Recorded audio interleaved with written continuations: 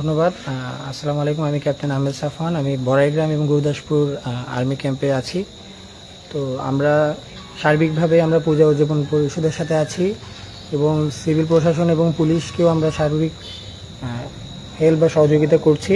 তো আমার সকলের জন্য একটি বার্তা থাকবে, সেটি হলো কি আমরা সবাই এই উৎসবটি আমাদেরই। তো আমরা সকলেই চাই আনন্দের সাথে আমরা এই উৎসবটি উদযাপন করব, আর আমরা সবসময় আপনাদের পাশে আছি। ধন্যবাদ। বিসমিল্লাহির রহমানির রহিম। আমি আব্দুল্লাহ আল মুমিন, বাংলাদেশ জামাত ইসলামী বনপাড়া পৌর শাখার সেক্রেটারি। তো আমাদের তরফ থেকে আমরা আজকে সন্ধ্যার পর থেকে শুরু করে আমরা যে 7টা পূজা মণ্ডপ রয়েছে, এই পূজা মণ্ডপগুলো আমরা অবজার্ভ করেছি, দেখেছি এবং সেখানকার যে সার্বিক নিরাপত্তার ব্যবস্থা এটা আমরা দেখেছি। পাশাপাশি পূজা উদযাপনের জন্য যে কমিটি রয়েছে আমরা তাদের সঙ্গে কথা বলেছি।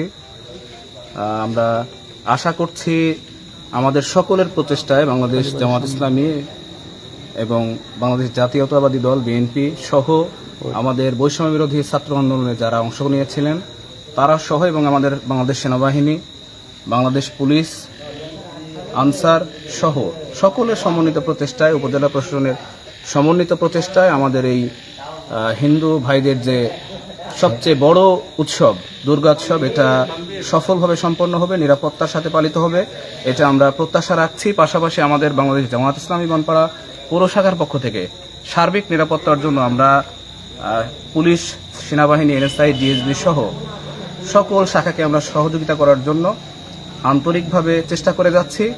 তো সকল হিন্দু ধর্মাবলম্বী যারা আছেন তাদেরকে শারদীয় দুর্গোৎসবের শুভেচ্ছা জানিয়ে আমি আমার কথা এখানে শেষ করছি।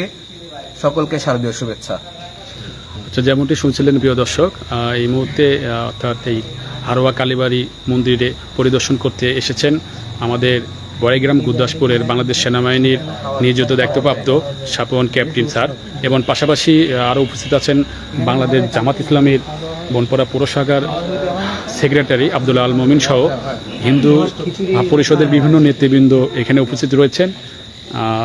এইভাবে বড়াইগ্রাম এবং গুরুদাসপুর অর্থাৎ গোটা নাটোর জেলাতেই যেন অর্থাৎ এই পূজা মণ্ডপ উদযাপনটা যেন সুন্দরভাবে সম্পূর্ণভাবে যেন করতে পারে সেই লক্ষ্যে বাংলাদেশ সেনাবাহিনী কাজ করছেন। পাশাপাশি বিভিন্ন রাজনৈতিক সংগঠনও অর্থাৎ কাজ করে যাচ্ছেন যেন কোনোভাবেই যেন এই পূজা উদযাপন যেন ব্যাহত না হয়, সেজন্য বাংলাদেশ সেনাবাহিনীর পাশাপাশি বিভিন্ন রাজনৈতিক সংগঠনও বিভিন্নভাবে দায়িত্বপ্রাপ্ত এবং বিভিন্নভাবে সহযোগিতা করছেন।